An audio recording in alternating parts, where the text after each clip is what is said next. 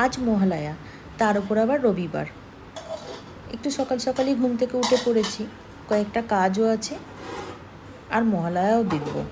রান্নাঘরটা অনেক দিন ধরেই পরিষ্কার হচ্ছে না, করবো ভাবছি কিন্তু করা হচ্ছিল না।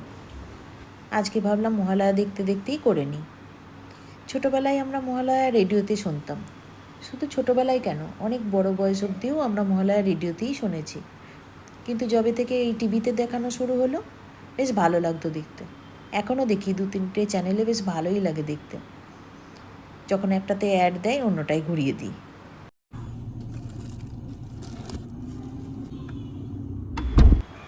আর এই মহালয়া দেখতে দেখতে আর এই রান্নাঘরে কাজ করতে করতে অনেকটা সময় চলে গেল। প্রায় 9টা বাজতে চললো, টিফিনও বানানো হলো না। তাই বললাম টিফিনটা দোকান থেকে কিনে আনতে। আজকে কচুরি তরকারি কিনে এনেছে আর সঙ্গে মালপোয়া। আর কালকে কলকাতা গেছিলাম, আসার সময় স্টেশন থেকে একটা পাকা পেঁপে নিয়ে এসেছি। টিফিনে খাওয়ার জন্যই সব বার করলাম। আমাদের এখানে কচুরি তরকারিটা ভালোই করে, কিন্তু এই মালপোয়াটা বেশি ভালো হয়।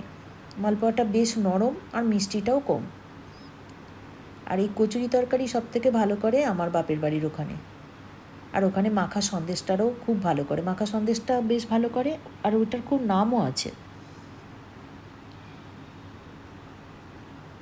তো কচুরি তরকারিগুলো খেয়ে নিলাম।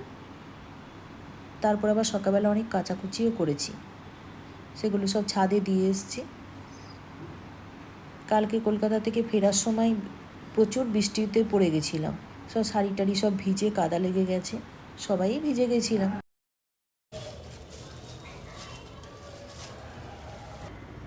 কালকে ভেবেই রেখেছিলাম যে আজকে একটু লুচি তরকারি করব রবিবার, কিন্তু এইসব করতে গিয়ে হলোও না কিছু,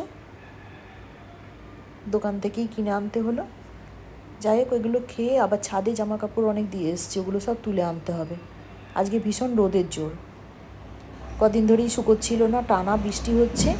আজকে তবু একটু রোদ উঠেছে, ওই জন্য সকাল সকাল কেচে দিয়ে এসছি। ওগুলো সব তুলে এনে পাট করে সব না তোলা অবধি ঠিক ভালো লাগে না। সকালবেলা এই কাচাকুচি, রান্নাঘরের কিছু কাজ আর টিফিনটা হয়ে গেলে মনে হয় বড় কাজ একটা হয়ে গেছে। আমাদের ছাদটা ভীষণ বড়, অনেক জামা কাপড় কেচে মেলে দিলে বেশ তাড়াতাড়ি শুকিয়েও যায়। অনেক দড়িও টাঙানো আছে, প্রত্যেকেই টাঙিয়েছে, এমন নয় যে নিজের দড়িতেই দিতে হবে। অনেক জামা কাপড় কেচে একবারে মেলে দিলে বেশ ভালো শুকিয়ে যায় সব। এত রোদের জোর যে ছাদে একটু দাঁড়ানো যাচ্ছে না।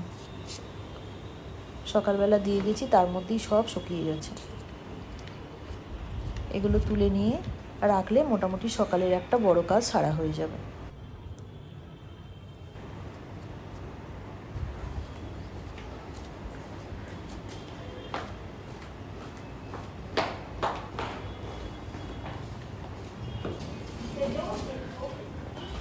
রোদ ছাদে আসি না, ব্যালকনিতেই সব শুকিয়ে যায়। মাঝে মধ্যে যখন বেশি হয় তখনই ছাদে দিয়ে যায়। আপনারা মহালয়াতে কে কী টিফিন খেলেন কমেন্টে জানাবেন।